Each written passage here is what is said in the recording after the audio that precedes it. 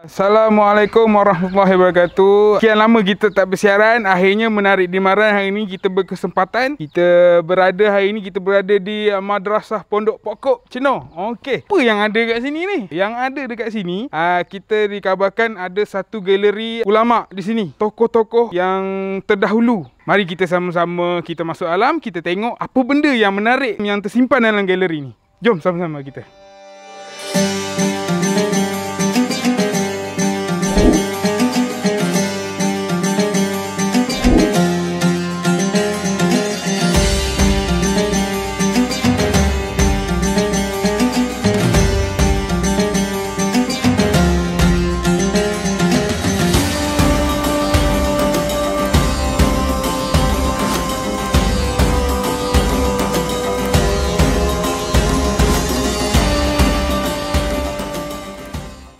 Assalamualaikum warahmatullahi ta'ala wabarakatuh.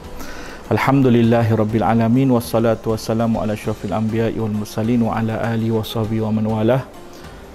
Allahumma salli ala sayyidina Muhammad wa ala alihi wa sahbihi wa barik wa sallim. Alhamdulillah, bersyukur kepada Allah Subhanahu wa taala. Pada pagi ini kita berada di dalam galeri, ruang galeri Madrasah Raudhah Al-Muhibbin Pondok Pakcik.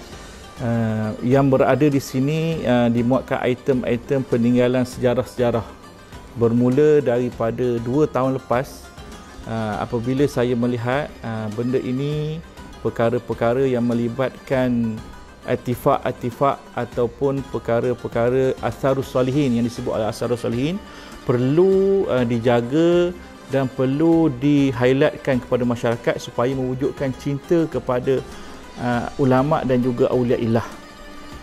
Alhamdulillah, apabila dilihatkan perkara ini penting untuk kita wujudkan, simpankan, dijagakan item-item ataupun barang-barang solihin dan para ulama, maka terhasillah satu galeri yang memuatkan barangan-barangan peninggalan-peninggalan ulama-ulama dan aulia illah dahulu.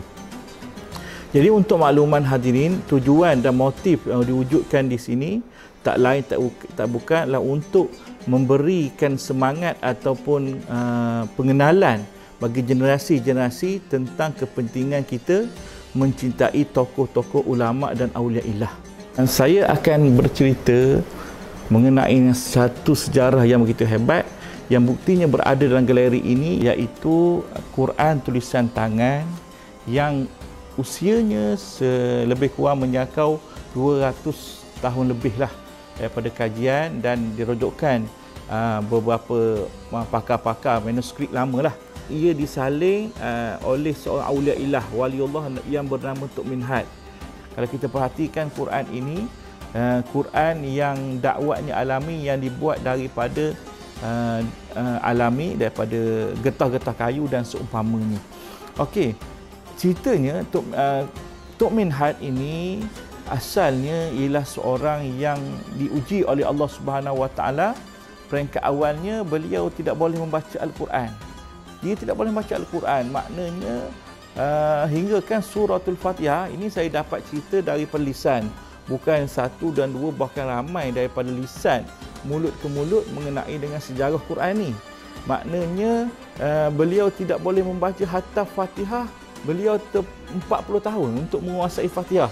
Bukannya juzuk ataupun surah-surah Al-Quran, Fatihah saja 40 tahun baru beliau ingat. Maknanya suatu benda yang kita tengok, Allah Ta'ala uji sungguhlah dia. Tetapi dia ni hati yang bersih. Setiap malam dan setiap masa beliau bertawajuh dan berdoa kepada Allah SWT supaya Quran tu biar boleh menguasai Quran. Inilah disebutkan hati yang sidik, hati yang bersih pada Allah SWT. Satu malam takdir Allah Subhanahu Wa Taala nak menciptakan kun fayakun. Allah Taala ni Maha Kuasa, Allah Taala ni Maha segala-galanya. Pada suatu malam tu beliau, Allah Subhanahu Wa Taala melilhamkan menyalin Al-Quran. Bayangkan dulu mana ada elektriknya, mana ada airnya dan sebagainya kan. Tiba-tiba satu malam tu beliau dapat ilham menyalin Al-Quran. Maka beliau menyalin Al-Quran, menemukan dakwat yang celup yang kita tengok dulu-dulu kala tu kan. Kemudian menyalin demi menyalin. Yang ceritanya karamahnya, ini saya sebut karamah ni berlaku pada para aulia illah sebagaimana mukjizat yang berlaku pada rasul dan para anbiya. Benda ini adalah makul dan benda tak mustahil. sebab kekuasaan Allah Subhanahu Wa Taala.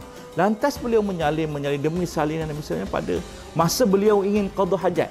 Beliau ingin mengqada hajat, makan ke minum, buang air, wallahu Subhanahu Wa Taala alam. Maknanya beliau tinggalkan penulisan beliau, ditakdirkan oleh Allah Subhanahu Wa Taala tu Allah Taala hantarkan tentera Allah yang bentuk semut. Semut itu menyelupkan di dalam badannya, pada badannya dakwat, dia masuk dalam dakwat, dia lalu di atas lembaran-lembaran kertas tadi. Maka apabila semut tadi lalu, maka termaktub, tertulis sambungan ayat Quran. Ini bagi karamah. Maka cerita ini nenek moyang dan juga orang-orang yang terdahulu dan tuan yang asal yang mewakafkan Quran ini pun bercerita tentang Quran ini, tentang semut yang boleh hingga terkenal dengan Quran semut. Maka Quran kita dah sedia maklum, ia adalah suatu mukjizat yang besar, yang begitu hebat.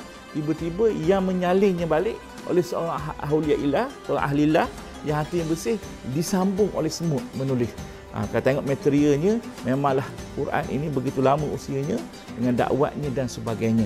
Maka dia berada di Cino, berada dimuatkan dalam galeri ini, dan yang ingin melihat dan juga ingin mengambil barakah daripada Quran, mudah-mudahan kita lihat, ambil tabaruk, diistilahkan dengan ambil tabaruk dengan Quran ini. Allah Subhanahu Wa Taala bukakan hati kita, memudahkan kita untuk menghafaz dan untuk mendalami Al-Quran.